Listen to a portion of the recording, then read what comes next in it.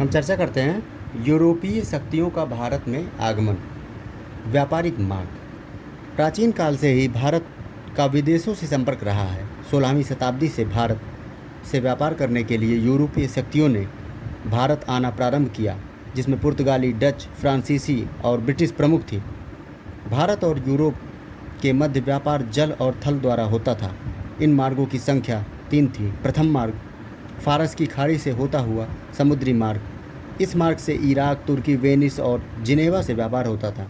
दूसरा मार्ग लाल सागर से अलेक्जेंड्रिया का था, जहाँ से समुद्र द्वारा वेनिस और जिनेवा को जाया जाता था।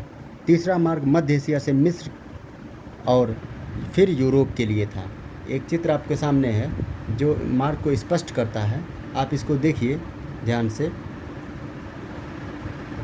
सबसे ऊपर आपको दिखाई पड़ रहा होगा सोना चांदी, यूरोप, वेनिस, फिर जिनेवा, फिर यहाँ नीचे देखिए एक फिगर है अफ्रीका। देखिए आपको अफ्रीका दिख रहा होगा। बाएं तरफ अटलांटिक महासागर आपको दिख रहा होगा, अटलांटिक महासागर। दाहिने तरफ देखिए अरब सागर आपको दिख रहा होगा। यहाँ पे देखिए अरब सागर आपको दिख रहा है। यहाँ पे देखिए कोचीन दिख रहा है, यहाँ कोलंबो। फिर यहाँ पे आपको गोवा दिख रहा है। फिर यहाँ देखिए भारत, ये आपका फिगर भारत का है। यहाँ पे देखिए भारत में क्या होता था, रेशम, मलमल, नील, चावल, फिर बारूद, मसाले, सूती कपड़े, नारियल, चीनी, हीरा आदि। यहाँ देखिए निर्यात है लौंग, दालचीनी, मसाले।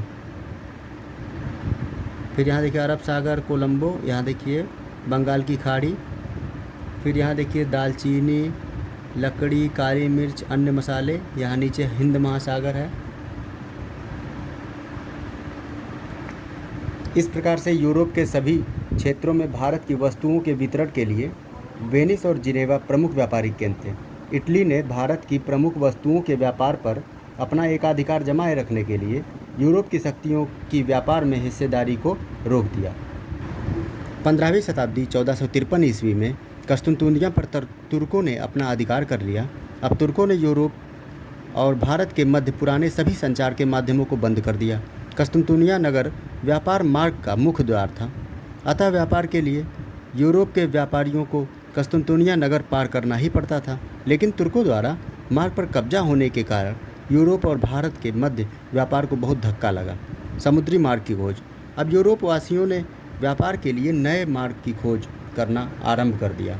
इन जगहों की खोज मात्र संभावनाओं के आधार पर थी, इसलिए कुछ नाविकों ने यूरोप के उभरते राज्यों के महत्वाकांक्षी राजाओं व रानियों को धन, धर्म और ध्वज के सपने दिखाए। अब देखिए धन। राज्य की आमदनी के लिए खजाना इकट्ठा करना, कीमती धातु, सोना, चांदी आदि व मसालों के फायदेमंद व्यापार से कर एकत्रित करने की संभावना थी। धर्म क्या है? ईसाई धर्म का दूर दराज इलाकों में प्रचार करना। और ध्वज क्या है? यूरोप के राष्ट्रों का झंडा दूर दूर के उपनिवेशों पर फहराए, जिससे उनका साम्राज्य बढ़ेगा। यूरोप के राजाओं ने इन नाविकों की समुद्री यात्राओं का खर्चा वहन किया। इनके नाविकों ने कुतुबनुमा की सहायता से रास्तों की खोज की, लंबी यात्राएं की। कुतुबनुमा के द्वारा दिशाओं का ज्ञान होता है।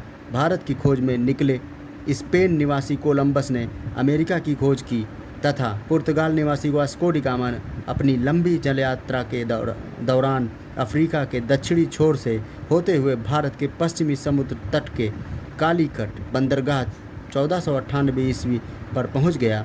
अब पुर्तगालियों को हिंद महासागर होते हुए पूर्वी द्वीप समूह का नया जलमार्ग मिल गया। अब यूरोप और भारत के मध्य व्यापार पुनः आरंभ हो गया।